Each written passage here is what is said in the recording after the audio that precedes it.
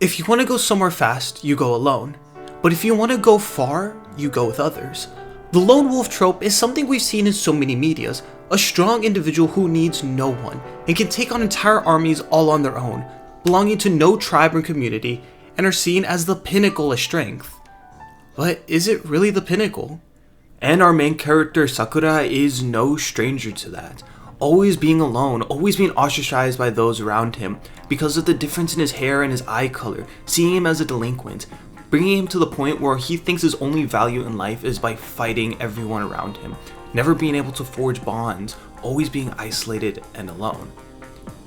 Furin High is known to house some of the strongest fighters, with the strongest among them being dubbed the top dog. But it leaves us with the question, just how strong do you have to be in order to attend the school? The show then shows us how strong Sakura truly is by taking on a group of gang members that are harassing a young woman, easily disposing of them in a matter of seconds. After which he's actually given his first case of gratefulness, with the lady, whose name is Kotoha, invites him to a cafe that she runs. Eventually Sakura tells Kotoha that looks don't matter in a fight, and that he will become the top dog. But Kotoha challenges Sakura's dream, stating that him as he is right now can never become the top dog.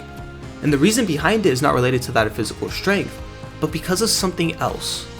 The reason being, he's all alone. Sakura then storms out, not wanting to hear it anymore. And while he's wandering the city, the gang members return and start to destroy the town, but this time they come back in a larger number.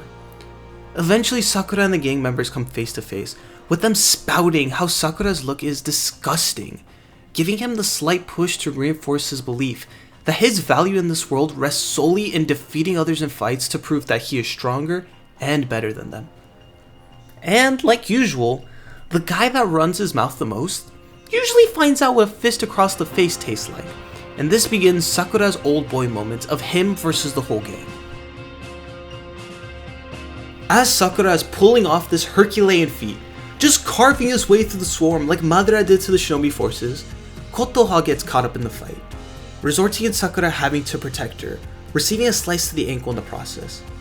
He then displays for the first time in the series a genuine look of fear. In the moment, it seems as if Sakura is about to be punished for this good deed. That is until 3 upperclassmen come to the rescue and begin to make quick work of the remaining gang members. Sakura then tries to jump back in, but is halted by an upperclassman and told to stay put so that it's easier for them to protect him. Once the classmen defeat the gang members and drive them away, they then state the town's creed, which warns anyone who wants to cause harm to the town and its residents have to go through them first, showing the soul of Furin is protecting those who can't protect themselves by their own strength. After this, we're introduced to most of the cast. We have Tarzan, Zenitsu 2.0, and if BTS and Genshin had a baby. Tarzan doesn't like Sakura and they eventually have a really cool fight, but they are halted when the top dog speaks over the PA, announcing that the freshmen are to go on their first patrols. And while out on their first patrols, the group comes across the border between them and a rival group called Lion's Head, and they are told they are to never cross over under any circumstances. But as soon as the words leave their overseer's lips, they spot a middle schooler being chased by a group of Lion Head members.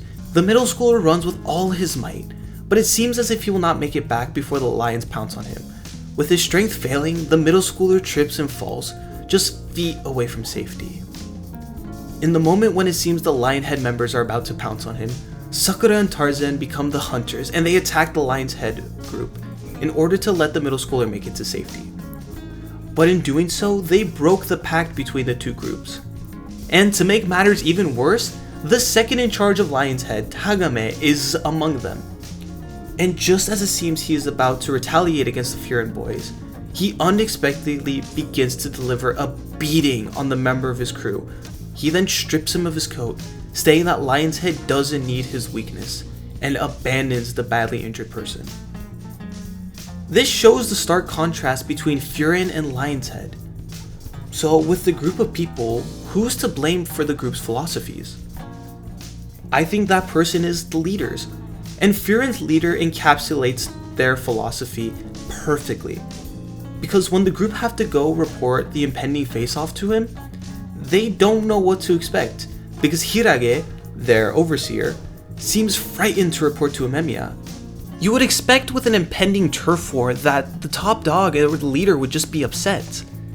But instead Umemiya just says that he's proud of Sakuta, the middle schooler, was trying to protect the town. And the thing is, to quote Optimus Prime's voice actor, you have to be strong enough to be kind. But the thing is, just being kind doesn't make you the top dog. You have to be strong as well. You have to be a fighter. And in that moment, the leader of Lion's Head came to Furin, leaving a trail of students in his wake to get Umemiya's attention. And he does. The cool, carefree Umemiya becomes as a king who just radiates a presence that would anchor anyone to the ground in reverence. Basically, he has king haki. The two leaders come face to face, with Lion's Head leader Choji itching for a fight with Umemiya, but is refused even after throwing the first kick. After this, the two gangs are in a standoff, with Umemiya telling everyone at Furin to stand down. While Lion's Head sees it as weakness, it shows the leadership of Umemiya willing to face a duel in order to not put those under him in any more danger than they need to be, and that is a mark of a true king. The situation eventually de-escalates when it is proposed that there is a fighting tournament with 5 duels, and this is the arc that made Windbreaker for me. The show has so many elements that I love: the amazing fight choreography, the interesting cast, themes of not judging people by their appearance, but rather by their action. But the one thing that left me with a lasting impact is when Umemiya tells Choji, "Your punches, there is nothing behind them." Choji is by far one of the strongest fighters we have met up to this point, and is currently wailing on Umemiya, but he is still met with this line. Basically, Choji is being told, you think you're strong, but you fail to realize you're weak. In that very moment, Umemiya pulls a Captain America versus the Winter Soldier moment, and chooses to be kind to his friend and embraces him, hoping he can realize what he is saying. The contrast between what strength is perceived to be and what it truly is gives a question to the audience, asking them as well, are you strong or are you weak? For Choji, he believed that strength equals freedom and has driven himself into isolation, no longer being a part of Lion's Head as a member, but instead as an aloof leader. But Umemiya then asks, what does it mean to be free to you? With Choji saying, having fun by fighting strong guys. He echoes the same words as Sakura, with Umemiya telling Choji that he doesn't understand himself, and makes Choji question what he's done as a leader, and why his heart has grown so dry. Choji achieved his dream of becoming the leader, but in his pursuit, he slowly lost the pieces of what the heart of his dream truly is. It once was to smile and be with everybody, a reason to fight, a reason to be strong. But that dream eventually faded into a purposeless pursuit to become the strongest, abandoning everyone and losing the very thing that made him strong. In the midst of that pursuit, one can lose themselves and not know it. And that's where others come into play, to stand to that person and to show them that they are straying off the path, not just being idle and letting them fade into the darkness, away from the warmth of others. But after Sakura's interference, Tagame realizes that it is never too late to run into the darkness to pull someone back. Understanding the errors of his ways, thinking he was helping Choji by taking the fall and becoming the scapegoat for the group's detest feelings of Lionhead's philosophy, when in reality, Tagame should have confronted Choji and showing him the path he is walking down.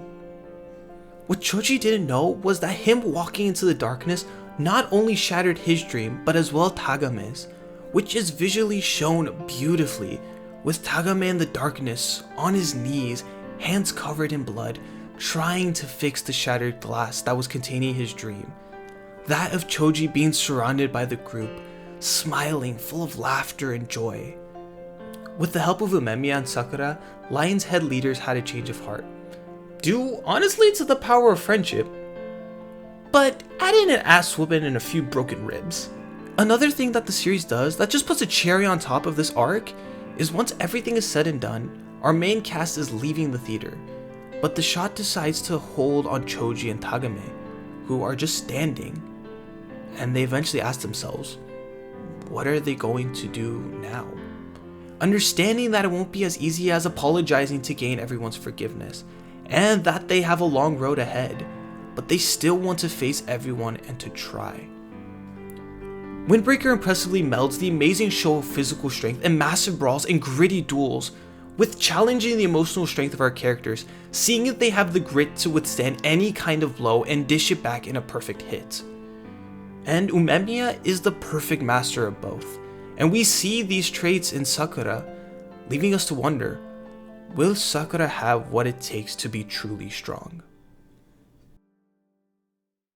And that's my honest thoughts with Windbreaker. This has easily become one of my favorite anime just in general, and so far my anime of the season. Sorry if it took a little bit longer than usual to get this one out. I've had a completely full schedule with schoolwork, work in general, and some projects I'm working on the side that I should be able to let you guys know about in maybe a few weeks. But thank you if you actually reached the end, or to this point of the video. I know that the beginning part was a little slow, and then it started picking up towards the end. I just didn't know how to meld it together. But thank you nonetheless. Also, as well, announcement, I will be at Anime Expo. Not running a panel, I'll just be one of the sweaty bodies in between everybody that is just buying merchandise and looking for influencers and just wanting to take pictures of anything and everything. So I will be there Saturday and Sunday, so if anybody that watches this video or subscribes to the channel sees me, please do not hesitate to come and take a picture. It would actually be the greatest memory ever. Being at Anime Expo and someone's like, oh my gosh, is that the Messy Express? I'd be like, where? I pull the shredder thing. I would be completely just like, wait, what's going on here? I'm confused. So, if anybody is going to Anime Expo, please have fun. Please be safe. You're going to spend a whole lot of money, so have fun spending money. And don't forget deodorant. I'm giving that myself a reminder too. So, yeah. And also, we're really close to the 1-year anniversary of the channel. So, I'm going to have a fun little celebratory video coming out in a few days for that. So, once again, thank you, ladies and gentlemen, for boarding this edition of the Messy Express. We have arrived at our final destination. Please don't forget your belongings and watch your step as you disembark. And I hope you have a good rest of your day. Bye-bye.